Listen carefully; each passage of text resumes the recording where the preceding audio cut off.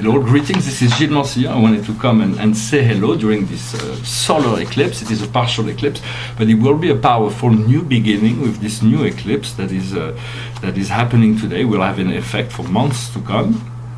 I'm going to pull out a few cards first for those who are seeking counsel from Spirit. So the general message for us today is commencement. Commencement. It is a new beginning. It is really there is no. It is inevitable. We are being reborn into a new state. The more we are free to enjoy that new state, the more we are be able to integrate those new energies. The situation for us is a balance. We have to keep things into balance. We have to balance is the idea of justice, is order. It is the goddess Themis. It is in many sense she is blind because she doesn't want to have prejudice in relationship to all things, so she is able to weight things without having even to look at them. And so balance is something that we work with, we align with, we make in many sense we make peace and harmony the most important thing that needs to happen within our life. What is an invisible world that will be coming into the visible world is anger. So we have to deal with those angries. There is all kinds of things that are re-emerging from the depths, and we have to deal with them. In many sense, we'll have to let go and forgive, but we need to bring things into the light in order to deactivate this anger, because if there are things that are still pushing button within us, it means that we are not in peace with ourselves or with and so in many sense we'll discover what is beyond illusion, because beyond all those limited feeling and reactions, there is a higher force that is going to be coming into the picture. What we have to deal with in the physical plane right now is sorrow. We have to heal the sorrow. It is okay to feel grief, to feel a separation, to feel, but it's not. You don't want to be sad about it. You want to react to that. You want to. It has to. Do not become nostalgic about any such things like that. Be the fool. Be the fool. And by being the fool, you are free to make quantum leap. You're free to love. What is the tiger of fear? The tiger of fear is stagnation. You're afraid of stagnation. We're afraid of stagnation. How do we make our leap into the future? Through oppression. We are allowing life to still dominate the circumstances of our life, to dominate our life. What does the tiger of fear look like? It is strength. So we have to allow the heart to open and to discover these strengths. And our heart will lead us to go to passion. For passion is the fulfillment, the experience. For now we're still learning some very precious lesson, and what we are studying right now is courage. We're learning courage. For courage is really, the more courage we have, the more lucidity and compassion we will be able to bring into our life. For courage, compassion, and lucidity are self-reinforcing principles of light.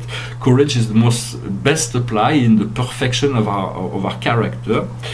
And the outcome to that, of this whole research and little time period, will be a great breakthrough. It is going to be a complete change, it is a breakthrough. It is something that's temporary, but will transform things. It is a transformative power. It is really breaking through. Well, I hope this message was had meaning for you.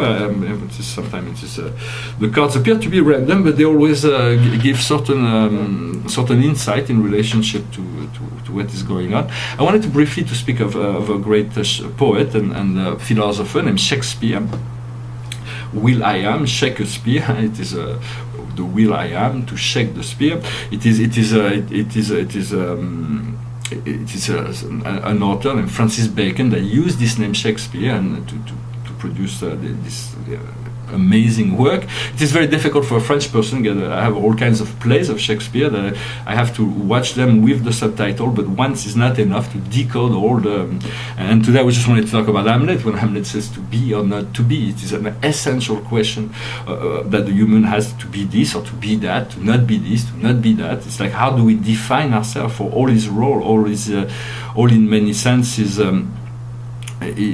all absence exists within the presence, for time and space are the separator of things, yet there is the great I am, for we want to meditate on this I am, I am part of God, I am an extension of source, I am a divine child of God, I am all those things. You can define yourself as positive. The more you reinforce that, you know if you are or not to be or not to be.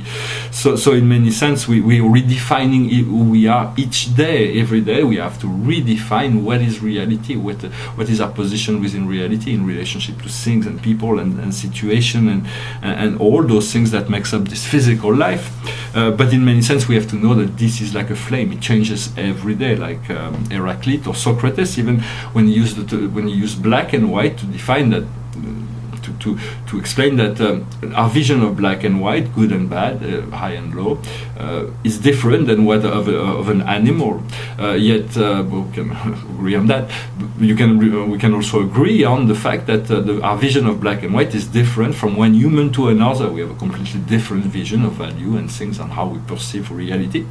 And we can even define that from one moment to the next, from one day to the next, our own perception of black and white can differ. So in many sense, we have to redefine each and every day, to redefine ourselves into the highest frequency possible.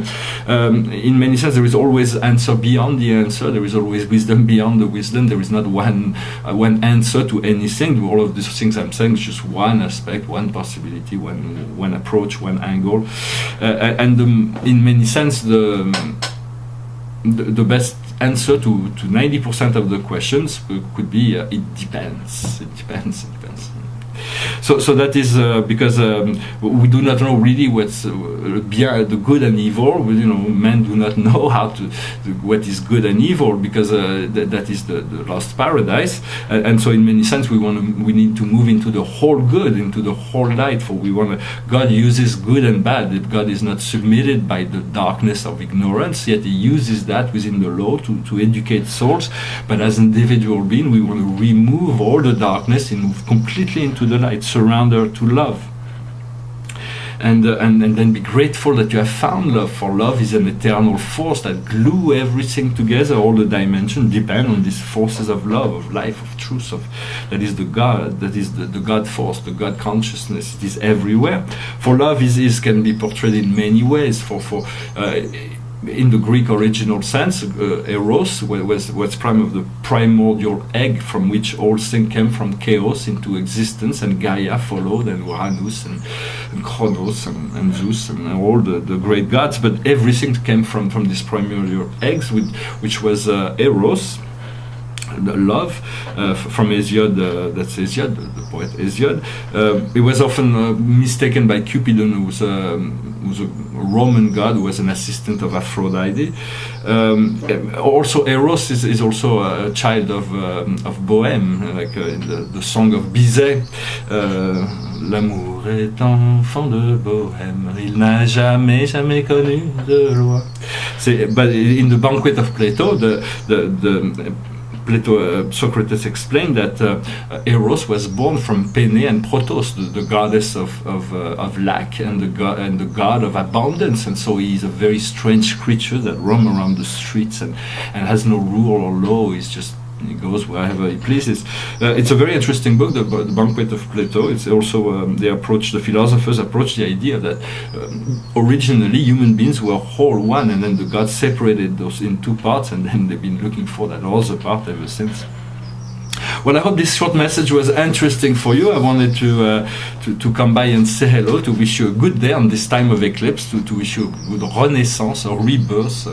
I'm going to finish with a song. It's a French song. It goes like this. Oh, je voudrais tant que tu te souviennes, cette chanson était la tienne, c'était ta préférée, je crois, qu'elle est de Prévert et Cosma. Et chaque fois, les feuilles mortes te rappellent à mon souvenir.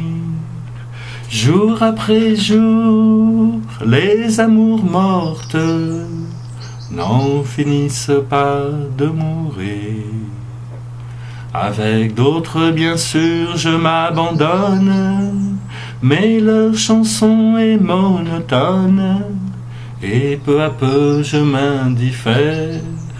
À cela, il n'est rien à faire, car chaque fois, les feuilles mortes me rappellent à ton souvenir.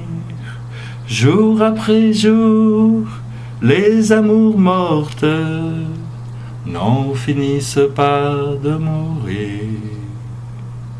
Peut-on jamais savoir par où commence et où finit l'indifférence? Passe l'automne, vienne l'hiver, et que la chanson de Prévert.